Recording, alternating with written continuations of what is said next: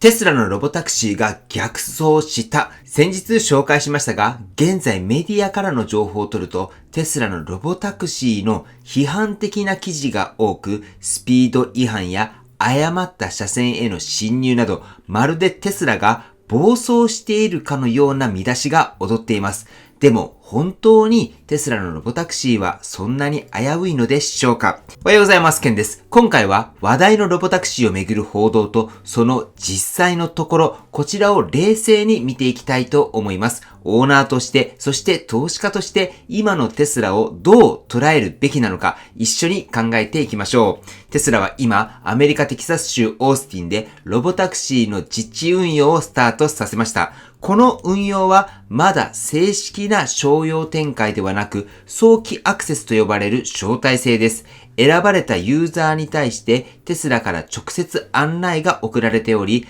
新しいロボタクシーアプリを使って特定エリア内で自動運転のライド体験ができるようになっています。そしてテスラはロボタクシーの本格スタートに向けて地道にかつ丁寧に一歩ずつ進めているというのが今の現状です。ではなぜこの段階でネガティブな報道が目立っているのでしょうか？いくつかのメディアでは懸念を示す報道が相次いでいます。例えば、バーチャートというメディアでは、オースティンで運用されたロボタクシーがスピードを出しすぎた、誤って対向車線に入り込んだなどの事例を報じています。また、エレクトレックやオートブログなども、ロボタクシーの動きに注目しながらブレーキの誤作動や運転の挙動が不安定である可能性について触れています。さらにスウェーデンのストックホルムでは自治体がテスラの自動運転ですと許可しないという判断を下しました。これは技術的な成熟度や安全性に対する懸念が背景にあると考えられています。こうした報道を見ると、やっぱりロボタクシーは危ないんじゃないかと思ってしまう方もいるかもしれません。確かに技術が 100% 完璧だとは言えませんし、改善の余地があることは間違いありません。では、実際のところ、テスラのロボタクシーは本当に危険なのでしょうか？僕は普段から X で世界中のテスラオーナーやエンジニア、現地でロボタクシーを体験した人たちの投稿を追っています。その中で見えてくるのは、報道されているような事故や深刻トラブルは今のところ起きていないという事実です。確かに急ブレーキがかかった一瞬変な動きをしたといった投稿はあります。しかしそれはテスラが今まさにデータを集めて AI を育てているテスト段階だからこそ起きる現象でもあります。重要なのはテスラがこの運用を極めて慎重に行っているという点です。すべてのライドにセーフティーモニターと呼ばれる人が助手席に同乗し、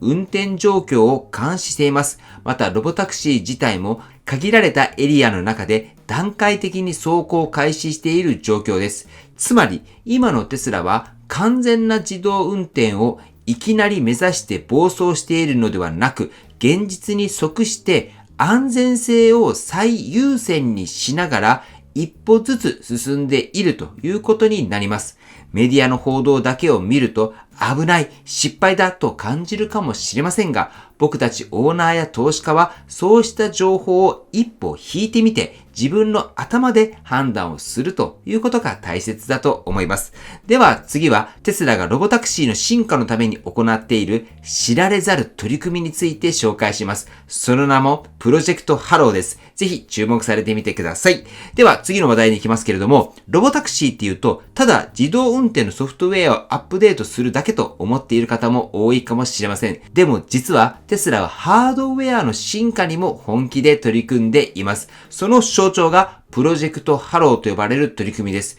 これはロボタクシー運用を見据えて改良されたモデル Y の内部コードネームですでにアメリカオースティンで走行を始めています。プロジェクトハローの車両では通常のモデル Y にはないリア上部の大きなハウンジングが追加されています。見た目は少し違和感がありますが、これにはとても重要な意味があります。このハウジングには通信ユニットやテレメトリ機器が搭載されていて、ロボタクシーが収集した走行データやカメラ映像をリアルタイムでテスラのサーバーに送信できるようになっています。つまりテスラの FSD は走るたびに学習し、数日単位で改良されていくんです。これが他の自動車企業と大きく違うポイントです。テスラは車を売った後でも、その車がデータを提供する、走る教師になる仕組みを作っている。これこそがスケールの大きい AI 学習ネットワークの基盤になっています。そしてこうした進化があるからこそ、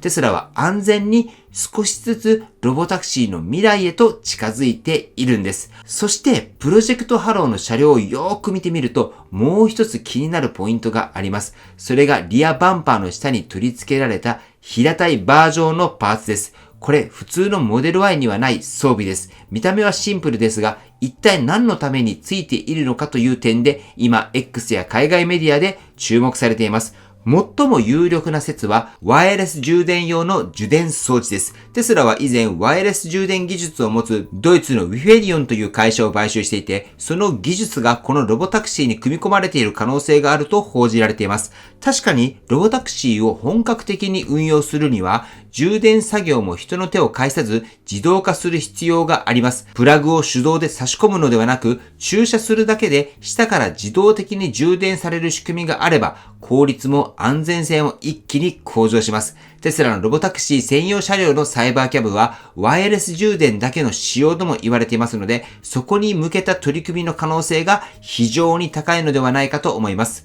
つまりこのリアバーはまさにそのための試験装置、または受電位置を正確に合わせるための目印になっているのではないかと見られています。もちろん現時点でテスラから公式の発表はありません。ただしこうした地味だけど重要なハードウェアの工夫がロボタクシーの未来を現実のものにしていくという点は見逃せません。はい。ということで今回はテスラのロボタクシーをめぐる最新動向についてメディアの報道だけではなく現場の状況や技術面も含めてできるだけ冷静に整理してみました。報道で目にするような逆走や不具合は確かに技術的な課題として存在します。でも事故は起きておらずテスラは全てのライドに監視員を同乗させながら極めて慎重にテストを進めています。さらに、プロジェクトハローのようなハードウェア面での強化やワイヤレス充電への布石など未来に向けた技術の積み重ねも着実に進んでいるっていうことが分かりました。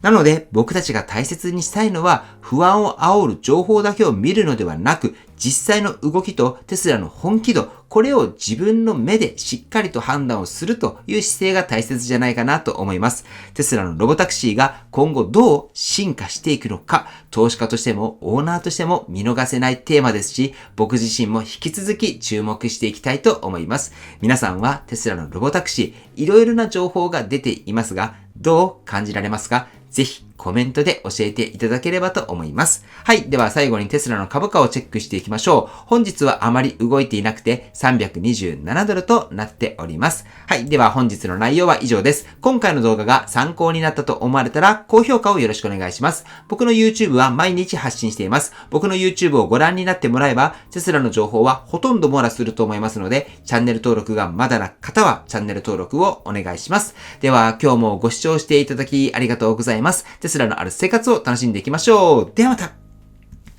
追伸です。もし皆さんの中で電気代が高くなってきたなとか、災害の時の停電が心配だなって思っている方がいたら、ぜひ N 型太陽光パネルを検討されてみてください。この N 型太陽光パネルは従来のパネルよりも発電効率が高く、同じ面積でもより多くの電力を発電することができます。だから少ないスペースでもしっかり発電ができて、結果的に電気代の節約につながります。さらに N 型は一般的なパネルと比べて劣化が少ないのが特徴です。だから長期間にわたって安定した発電量をキープできます。結果として将来的な電気代の節約効果も長続きします。しかもこの N 型太陽光パネルは曇りの日や朝夕でも発電効率が落ちにくい設計になっています。だから天気が悪くても安心してエネルギーを確保することができます。これっていうのは EV の充電にも最適ですよね。僕自身も導入し非常に満足しています。